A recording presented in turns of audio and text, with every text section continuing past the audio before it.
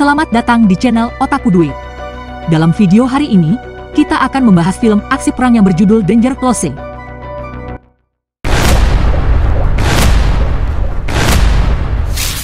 Film ini dimulai dengan para prajurit yang menyerang mortir yang ditempatkan tidak jauh dari mereka. Pasukan melawan Meriam. Ini adalah perang saudara antara Vietnam Utara dan Selatan. Australia dan Selandia Baru telah mengirim tentara untuk mendukung Amerika Serikat dan Vietnam Selatan dalam perang melawan Komunis Utara.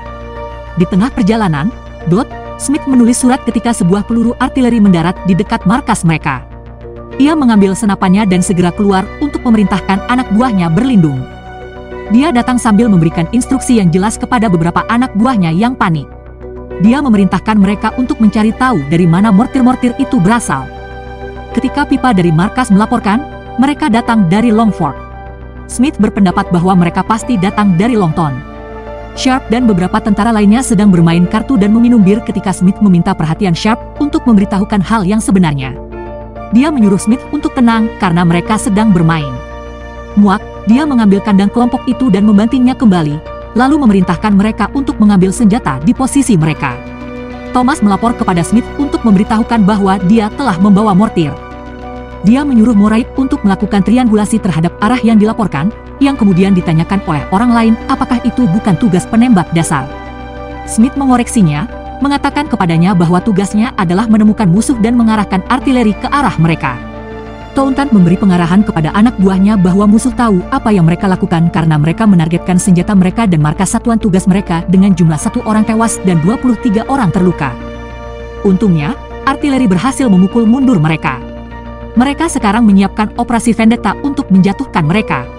Smith menawarkan perusahaan Delta untuk pergi, namun Taunton menolaknya dan berbicara langsung dengan Ford. Dia memberitahu Taunton bahwa dia memiliki anak buah yang akan berangkat keesokan harinya, di mana Smith menyebutkan bahwa dia memiliki 108 anak buah yang siap dalam waktu singkat, tetapi Taunton menegurnya karena memiliki kompi lain dalam batalion ini. Winston dan Top bertemu dengan Buick, yang memberitahu mereka bahwa mereka akan bergabung dengannya di peleton ke-11. Dia mengatakan bahwa Delta adalah kompi terbaik di batalion karena mereka bekerja lebih keras, berbaris lebih jauh, dan menembak lebih lurus daripada yang lain. Winston bertanya apakah Smith setangguh yang mereka katakan, dan Buick mengatakan bahwa dia lebih tangguh. Laporan besar untuk Smith meningkatkan senapannya. Mereka berbicara singkat tentang senjata dengan Largy yang menyatakan bahwa dia adalah penembak yang baik karena dia dibesarkan dengan berburu kelinci. Smith bertanya kepadanya apakah dia memang penembak yang baik. Bagaimana dia bisa meleset dari seorang tentara musuh tadi malam? Dia mengkritik Largy dan mencengkeram leher pemuda itu, marah karena dia meleset dari sasaran semalam. Setelah ditegur dengan keras, Smith membubarkan mereka. Smith mendengar laporan kompi Bravo bahwa mereka telah menyelesaikan pencarian mereka di daerah Longtown dan telah menemukan lempengan mortir, senapan, selongsong peluru, dan potongan tubuh. Mereka mengkonfirmasi bahwa para musuh terbunuh dalam aksi tersebut. Dia menuju Jackson dan meminta waktu sebentar. Dia menegaskan bahwa dia seharusnya berada di bawah komando para profesional lainnya, tetapi dia mendapati dirinya mengasuh para wajib militer. Dia mengklaim bahwa pengalaman dan keahliannya terbuang sia-sia dengan melakukan hal tersebut. Jackson berkomentar bahwa Smith merasa dia pantas kembali ke unitnya karena Townsend tidak menghargainya. Tapi Jackson tidak peduli dengan perasaannya. Kunci untuk mengikuti perintah Townsend dengan cara yang sama. Townsend mengikuti perintah Jackson karena begitulah cara kerja tentara. Patty kecil, seorang musisi, tiba dan pengawalannya langsung dicegat oleh pasukan berbadan besar dan grip. Mereka membuatnya seolah-olah ditugaskan secara pribadi untuk membantunya oleh Jackson. Largy meminta ciuman untuk kejahatan yang menurut Patty kecil adalah hal yang lucu. Dia menyetujuinya dan memberikan ciuman singkat di pipi untuk kejahatan. Untungnya, karena perusahaan Delta bersiap untuk membebaskan Bravo, mereka merindukan Patty kecil dalam diri Kolonel Joy. Dan Joy Boy ditetapkan untuk sore itu, yang dengan keras dikeluhkan oleh kelompok itu, dan diberitahu oleh Buick. Dalam perjalanan, kelompok ini secara terbuka membicarakan Smith. Banyak komentar bahwa dia tidak peduli dengan mereka, yang menurut Sharp bukan pekerjaan pria itu. Kirby memberitahu Sharp bahwa dia akan memimpin 11 peleton untuk mengejar jejak mobil Bullock. Smith mendekatinya untuk melepas kacamata hitamnya dan memacunya untuk menunjukkan bahwa dia adalah seorang pemimpin. Sebelum pergi, Smith berpesan kepada Largy untuk mengawasi kelinci. Peleton 11 bertemu dengan beberapa tentara Vietnam Utara. Buick menembak Sharp dan melaporkan bahwa mereka telah melakukan kontak dengan musuh. Smith menyarankan mereka untuk mengejar dan terus memberi kabar. Mereka menemukan sebuah gubuk di mana tentara yang terluka kemungkinan besar menerima perawatan medis karena meja dipenuhi dengan penyebab dan darah. Semua orang mengawasi ketika musuh mulai menembakkan senapan mesin. Sharp memanggil Grace dan radionya untuk melaporkan situasi. Peleton 10 disarankan untuk bergerak dan memberikan dukungan kepada Peleton 11. Peleton 12, di sisi lain, dikirim untuk memperkuat markas. Sharp meminta artileri dan memberikan koordinatnya. Townshend setuju. Sementara dukungan artileri membantu, tentara Vietnam Utara terus berdatangan. Townshend membuat Jackson cepat dan menyelesaikan 11 peleton yang diapit di semua sisi dengan bantuan dalam perjalanan. Mereka memperkirakan bahwa musuh juga berjumlah 1 peleton. Jackson menyatakan bahwa Delta dapat menangani 1 peleton. Peleton 10 tiba tepat waktu untuk melumpuhkan beberapa tentara Vietnam Utara. Musuh berebut dan saat 10 peleton menyerang, radio mereka rusak dan tidak dapat menjangkau yang lain. Kendall memutuskan untuk mempertahankan ketepatan mereka karena mereka tidak dapat bergerak tanpa komunikasi dan meminta Hornung untuk melawan Smith di sisa waktu. Sayangnya, Sharp sangat terampil dalam memberikan koordinat untuk artileri. Buick mengambil alih dan melaporkan bahwa amunisi mereka hampir habis dan kekuatannya tinggal setengah dan akan membutuhkan lebih banyak artileri. Dia juga memberitahu Smith pada ayah Sharp. Hornung tiba dengan membawa berita tentang Peleton 10 dan radio kerusakannya. Smith bertanya apakah mereka akan mundur dan dia menjelaskan bahwa mereka telah menerima terlalu banyak tembakan dan tidak bisa bergerak tanpa radio. Large yang tidak dapat duduk diam mengetahui bahwa Peleton 10 dan Peleton 11 sedang diserang mengatakan kepada tim bahwa dia akan menemukan cara untuk melewati Peleton 11. Seorang penembak jitu Vietnam Utara menyerang Peleton 11 dari gubuk. Mereka berteriak agar EG menyapu gubuk tersebut. Dia berhasil mengenai penembak jitu tunggal itu, namun ini hanyalah awal dari serangan berikutnya dari musuh dan ratusan tentara Vietnam Utara berlari dan menembak. Piawik mengatakan bahwa mereka tidak dikepung oleh 1 peleton, melainkan 1 batalion. Smith meminta bala bantuan serta dukungan udara AS.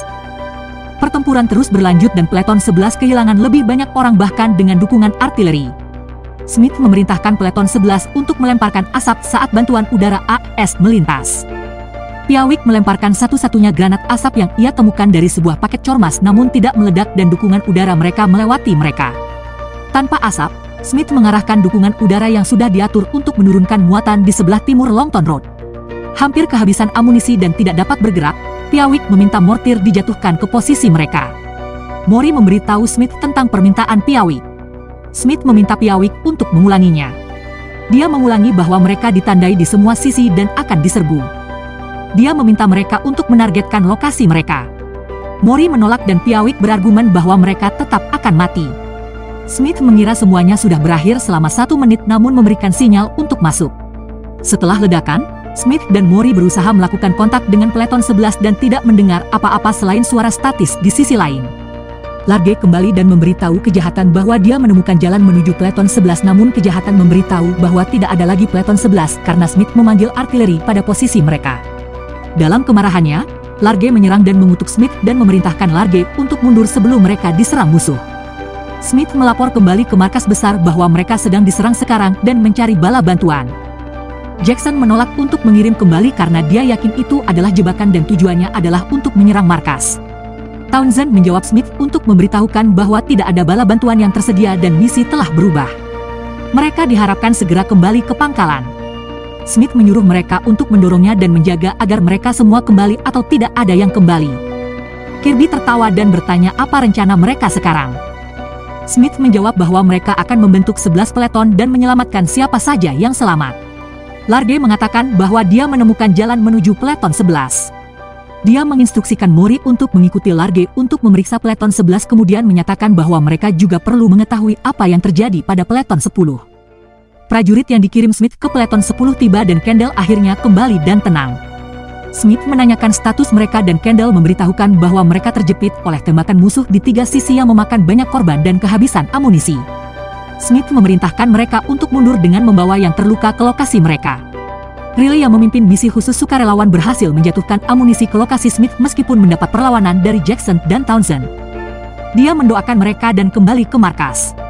Akhirnya mencapai lokasi terakhir yang diketahui dari Peleton 11 dan di bawah tembakan berat, Saban memerintahkan besar untuk melemparkan granat asap sedekat mungkin ke gubuk tempat mereka menduga 11 telah berlindung.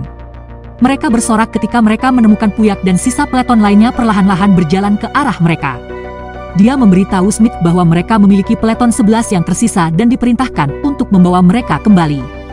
Dengan pengetahuan bahwa 11 peleton sudah terlindungi dan sisa kompi Delta perlu diambil, Townsend secara resmi memohon kepada Jackson untuk memimpin pengangkut pribadi lapis baja atau ABC.